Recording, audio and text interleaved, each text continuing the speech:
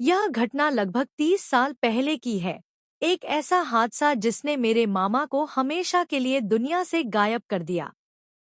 उस समय हमारे नाना के व्यापार में बड़ा नुकसान हो गया था और घर में पैसों की भारी तंगी आ गई थी। ऐसी हालत में मामा ने पढ़ाई छोड़ दी और गाड़ी चलाने का काम शुरू कर दिया। उनकी मेहनत रंग लाई और कुछ समय बाद उन्होंने अपनी खुद की एक गाड़ी भी खरीद ली। मामा बहुत ईमानदार और मेहनती थे। दिन भर गाड़ी चलाते और रात को गांव लौट आते। उनकी वजह से घर की स्थिति सुधरने लगी। एक रात मामा रोज की तरह गांव लौट रहे थे। देर हो चुकी थी, इसलिए उन्होंने जंगल वाले शॉर्टकट से जाने का फैसला किया। रात गहरी थी, हवा में अजीब सी खामोशी फैली हुई थी। इसी दौरान अचानक हेडलाइट की रोशनी में 3 लोग दिखे।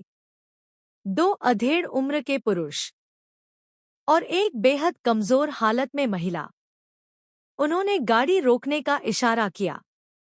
मामा ने खिड़की खोली तो उनमें से एक बोला, भाई साहब, यह हमारी बहू है। इसकी हालत बहुत खराब है। इसे अस्पताल पहुंचा दीजिए। मामा पहले तो घबराए, पर इंसानियत के नाते मान गए।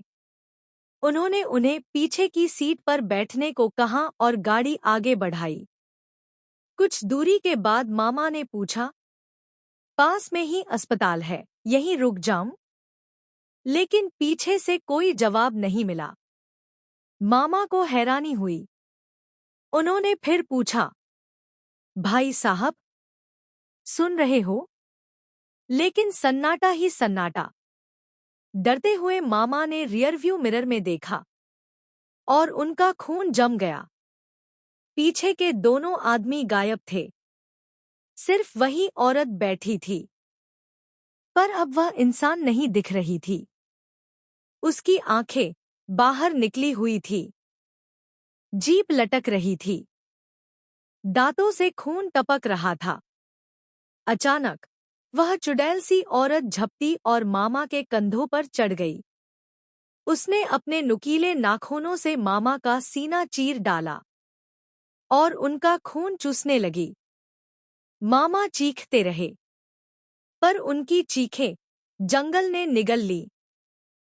गाड़ी तेजी से डगमगाने लगी और फिर चीखते हुए पहाड़ी की गहरी खाई में गिर गई। अगली सुबह ग्रामीणों ने जब गाड़ी देखी तो उनके पैरों तले जमीन खिसक गई। गाड़ी पूरी तरह टूटी फूटी थी, मगर अंदर कोई नहीं था। न वह औरत, न चुड़ैल और न ही मामा। मानो वह रात, वह रास्ता और वह चुड़ैल मामा को हमेशा के लिए निगल गई हो। आज तक कोई नहीं जान सका मामा के साथ उस रात आखिर हुआ क्या।